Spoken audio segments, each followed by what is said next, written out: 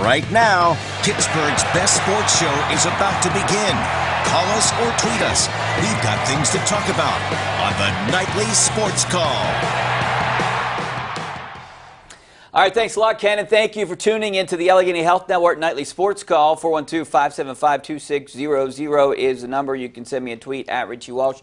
We'll be talking about the Buccos tonight. You can raise it. It's one of the best games I've seen in a long time. My co-host, Ron Cook, is with me. He just came over from there. And Ron, I mean, this is unbelievable game. The fact that we watched a guy go 9 innings of no-hit baseball, and then he loses in the 10th inning. You know, the Pirates pitch for pitch, Trevor Williams with Rich Hill. You know, even afterwards, Clint Hurdle talked a little bit about he got so caught up in the game, he said, I don't even know how to answer any questions.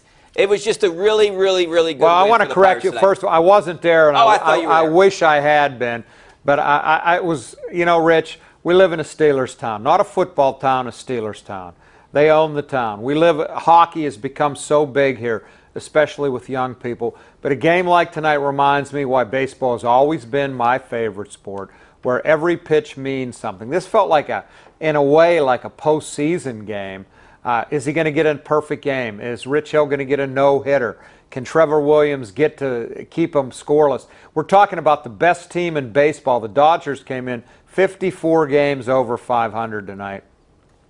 And Williams in the 8th inning, 114 pitches. I think the last batter was a 10-pitch at bat. Man, what guts he showed.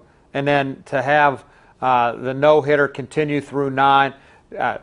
Chase Utley made an unbelievable play to rob Josh Bell, I believe, in the 8th. The third baseman makes an error in the 9th, but Hill gets out of it with no hits. And then in the 10th, Josh Harrison. I'll tell you what, Josh Harrison's had a really nice year, power-wise, production-wise. It's kind of lost because the team has been bad, but he's had a very nice year. It was kind of nice to see him win it. What a great night at PNC Park, and what a great game baseball can be. And it's so unfortunate Pirate fans have missed about 25 years of great baseball here, 3 years aside a couple years ago. This tonight, to me, is why baseball is the best. I just love it. You have to feel really good for Josh Harrison right now. He's been their most consistent hitter, I think. Arguably, and he plays the game with such joy. That's what I like, passion. Yes. I mean, and you can see it hard on his face. all the time. He plays hard all the time. I mean, how do you not like that guy? He's so enthusiastic, and that was nice to see. Broke up the no-hitter against Verlander a while ago, a few years ago, and he does that was in the 9th. Yeah. And you know, yeah, this game just had it all. The Pirates played really good defense. Jordy Mercer made an unbelievable play late in the game to keep runs, at least one run off the board, and then Forsythe. You got to feel bad. I don't know if I feel bad for him, but you got to think that Rich Hill is like, I can't believe you just booted this ball at third base. He got out of it. It's still a no-hitter. I mean, it happens. I mean, these guys make mistakes. They're human. He got out of it in the 9th, and then, you know, probably under different circumstances, if it had been a 0-0 game and he had given up a couple hits, maybe Dave Roberts takes him out and goes to the bullpen. But how do you take a guy out with a no-hitter? And his pitch count was really low. Yeah, it was under 100. I mean, and he just fell behind Josh Harrison, and Harris took him deep. Yeah, we were wondering that.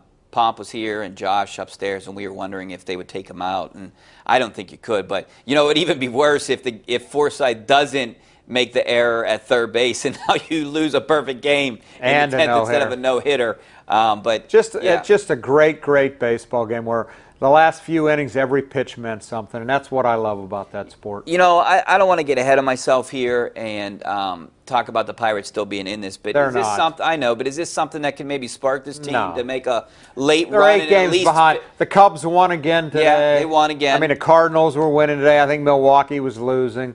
They're not. They're 8 games out. They're still 5 games below 500.